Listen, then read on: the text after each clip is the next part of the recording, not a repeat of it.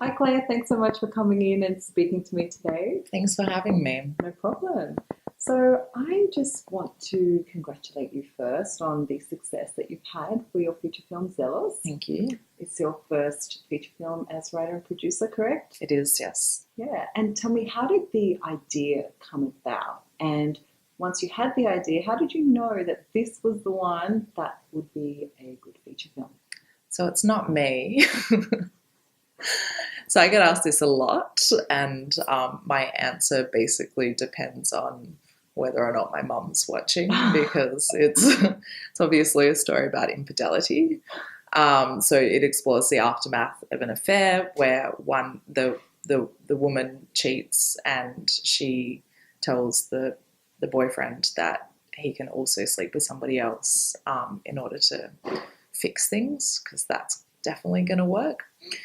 Um, so I actually wrote it as a short story many years ago, and it's obviously changed a lot, but at the time I was in a serious relationship, and I was interested, and I was, coming into my 30s, which is the demographic that it's set amongst, and I was interested in the way that I think in every long-term relationship a couple needs to navigate jealousy and not infidelity, not necessarily because somebody's had an affair, but because there's always boundaries around what you can and can't do, and those boundaries are different for every single couple.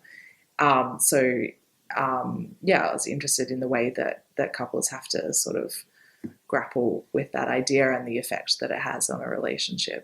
About 5 years ago, I went to the Australian Film, Television and Radio School to study screenwriting. And basically, my teacher asked us for a concept for our sort of major project. And I had another one that was, this historical drama, and it was set in the 70s during the Vietnam War. I had a lot of characters and a lot of different locations. And he kind of hummed and hawed, and then he was like, "Do you have anything else?" And I was like, "Well, I wrote this short story." And he said, "Yes, that one." And pretty much the reason, particularly as a film, I wanted to write a script that I could make. And so choosing something that's really, you have to be quite realistic about what your first film is going to look like. My first script that I ever wrote was like a $200 million fantasy with battle scenes, and maybe someday, but probably going to shelve that one for a few decades.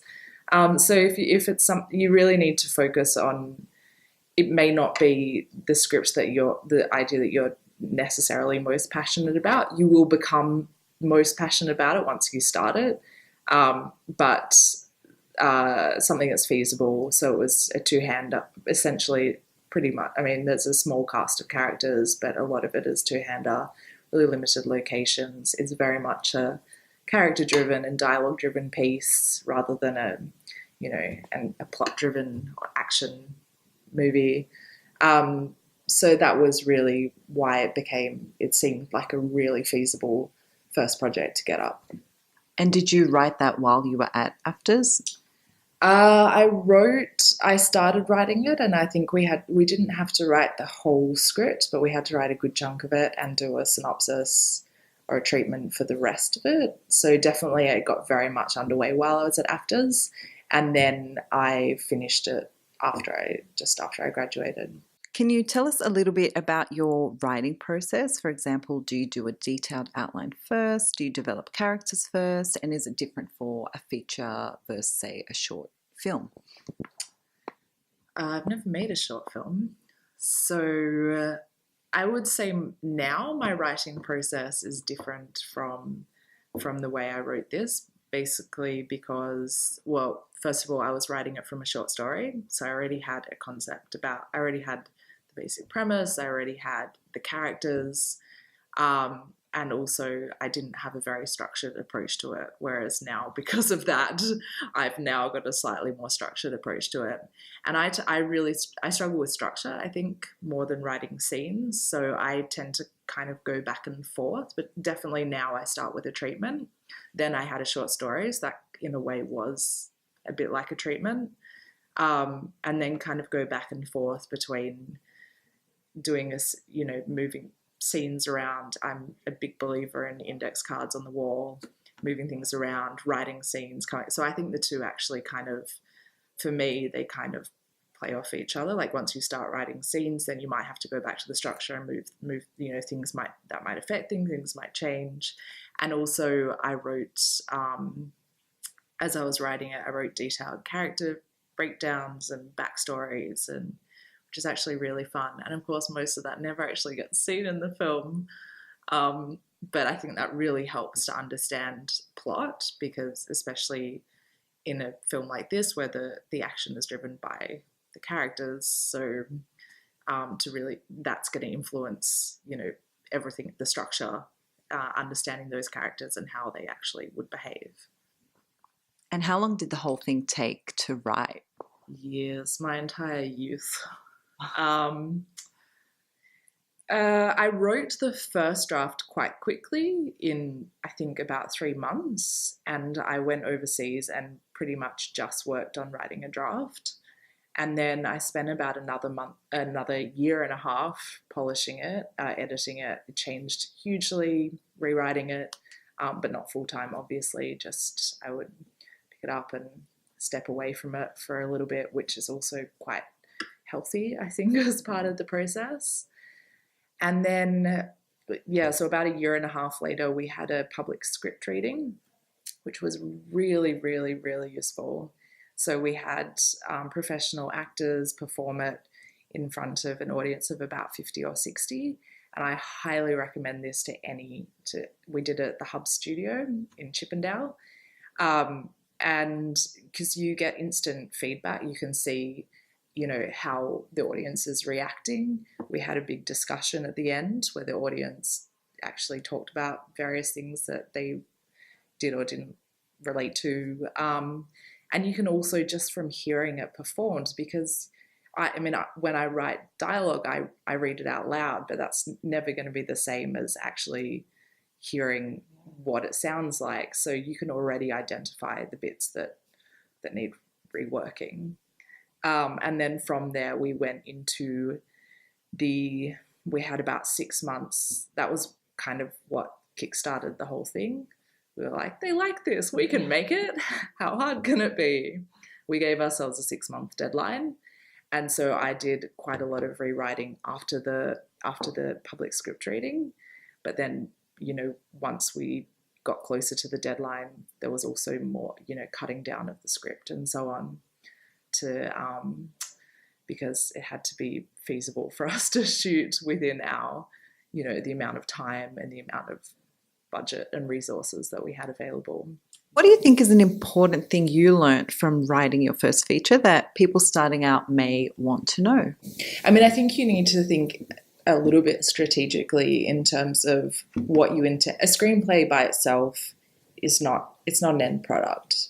So you need to think a bit strategically about what you want to do with that screenplay. And you can't write with an end result in mind. I don't think that really works. But certainly, as I was saying before, the project that you pursue will be determined by what you intend to do. Like, are you writing something that's big budget and you're going to try and sell it to a Hollywood studio, or are you writing something that's that you're trying to make yourself? And that's definitely going to influence what you decide to write, and also place kind of parameters around what you can and can't include in your script, because otherwise, and I didn't necessarily, because I hadn't yet produced a film, so I didn't necessarily write with these things in mind. I did in terms of choosing something achievable, but there were certainly things that had to go because they were impossible for us to film. I think it's really important to get feedback and and this applies to obviously any type of writing, and to get feedback not necessarily just from your mum who loves everything that you do and tells you it's wonderful, but to get, and it's somewhere it's quite hard to find, because it's quite hard to find people who you don't know who are willing to invest the time to to read what you've written.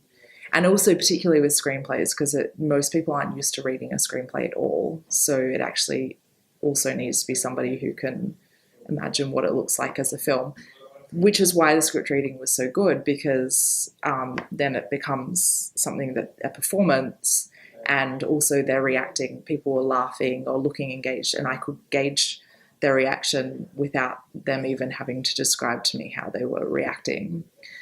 But certainly one of the best things about AFTRS was getting scenes read out and getting feedback from the class as well as the teacher. And I've been a member of various writing groups over the years of varying quality. If you see the film, you'll know what I mean, because our main character is in a writing group, which was based on a very real life situation. But if you find a writing group that you like, that can be a really, really valuable form of getting that feedback from people who are willing to actually, critique what you're doing rather than just giving you positive reinforcement, So let's talk a little bit about the producing side, because you also produced this. Can you talk a little bit about the process from, okay, I've got a final script ready to go, now what? Panic. That never really goes away. I didn't know anything about producing. So I went in with a lot of confidence and enthusiasm and naivety and thought it would all be over in 6 months, and that was 3 years ago. So definitely that helps, I think. Definitely getting a good team of people around you is a really important thing, because you can't make a film on your own. And I think just approaching it as somebody who didn't know anything about filmmaking, you just have to approach it. Don't let that put you off, by the way, as long as you get other people. Like, you need to have a cinematographer and sound recorders who know, and director, and, people who know about filmmaking. But in terms of producing, you approach it as any project. So you need to get the people, you need to get the equipment, you need to get the locations, you need to just be really methodical and hopefully organized, and Excel spreadsheets. I cannot speak highly enough of God's gift to man. What about for people who don't have any contacts and don't know who to approach? How do you get in front of those people and get them to read your work or be interested in that? Who was the first person you contacted? Yeah, so I met the director at AFTRS, and that certainly I wouldn't have known. I'd never worked in the film industry. I'd never made a short film. So I did not have, and I'd recently come back to the country after being away for 10 years.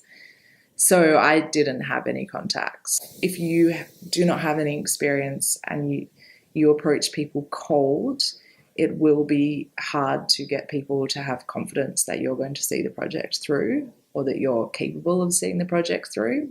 That is something you can prove over time. But I think I don't, from my experience with an independent film crew, it sort of forms one by one through contact. So if you start with, you're working with somebody who does have those contacts and who does believe in you and believe in the project and is equally passionate about, about pulling it off, then they'll bring on a contact and they'll bring on somebody. And that's sort of how our crew formed, was like bit by bit bringing on more people. So how different was the final film compared to how you imagined it when you were writing the script? So one of the joys of being a screenwriter is that you need to accept that a final film, unless you're a director, and probably even if you're a director, because filmmaking is such a collaborative exercise and everybody brings their own vision, which is what's beautiful about it.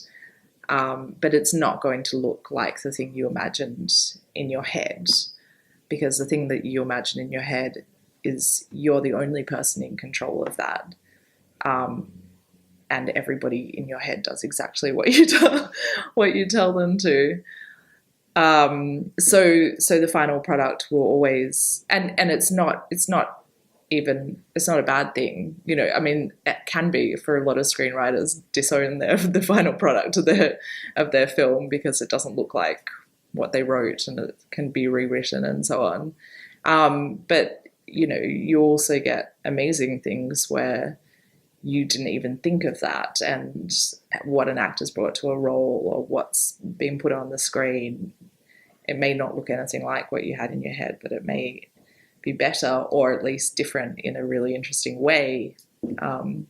So it's a really hard process letting go of the things that don't end up on the screen, because some of your favorite things might not end up on the screen. There might be whole scenes, there might be whole characters, there might be whole storylines, and it's not even necessarily a reflection on your writing. It might be for any number of reasons that don't work with what the final film is. So yeah, it's a little bit of a process of letting go. So what are some things that producing has taught you that will affect your writing process for your next film? Now that I've produced a film, I'm much more aware of how difficult certain things are to film. So I'm very aware of sound is one of the most important elements and one of the most difficult to get right, and can cost a lot in post-production if you don't. So, you know, trying to don't write scenes that are in places that might have planes in the flight path or bird noise or in a park. And there are certain elements of filmmaking that are actually really expensive, and I had no idea. So I wrote a scene, for example, where the two characters went on a date to rock and roll bingo, which is like where they play snippets of different really famous songs, and then you have to mark it off on your card. And I didn't know anything about music licensing, so that scene would probably cost $1 million, because a snippet of The Cure can be like tens of thousands of dollars or something. So we had to, I think, adapt that scene to a different location, which actually means rewriting it because they were interacting with the music, and you know. So there's certainly a lot of things that now if I wrote a script that I intended to produce myself, you know, crowd scenes, exterior locations, anything filming on the beach, anything where you might not get permission, like the Harbour Bridge, for example. Try and really, if you want it to be very feasible and very achievable, and for those scenes not to just end up cut because you don't have the budget or the time or the permission, then yeah, just try and make it as feasible as possible. What advice can you give to others who are starting out, who are looking to write and produce their own feature film? The biggest piece of advice I give filmmakers, which I wish someone had told me, is how long a process it is. So the writing process is long, the filmmaking process is even longer.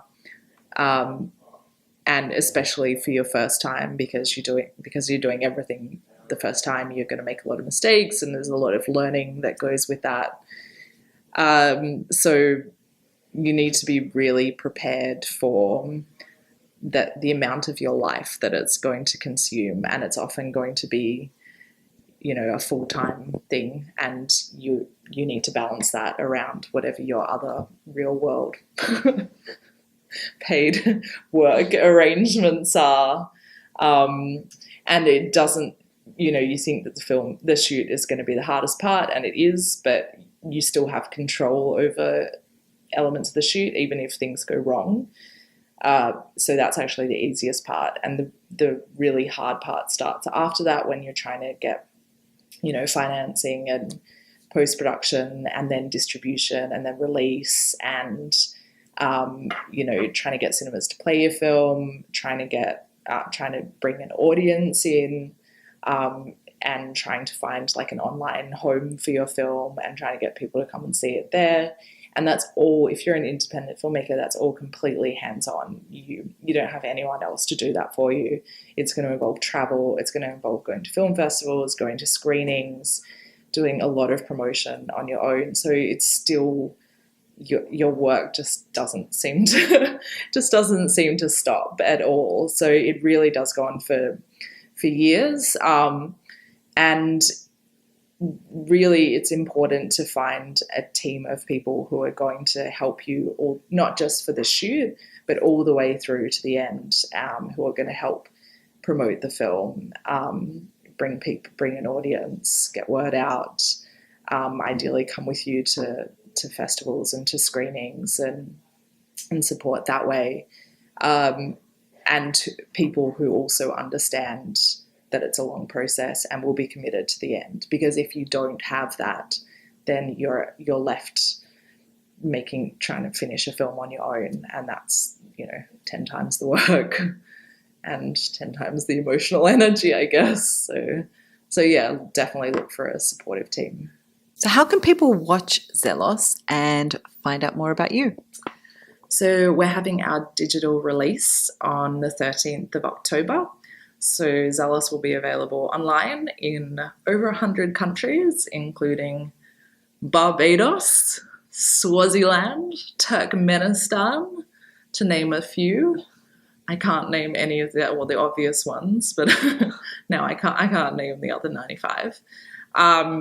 So you'll be able to find us on Amazon Prime, Google Play and iTunes Store, and Ozflix at some point.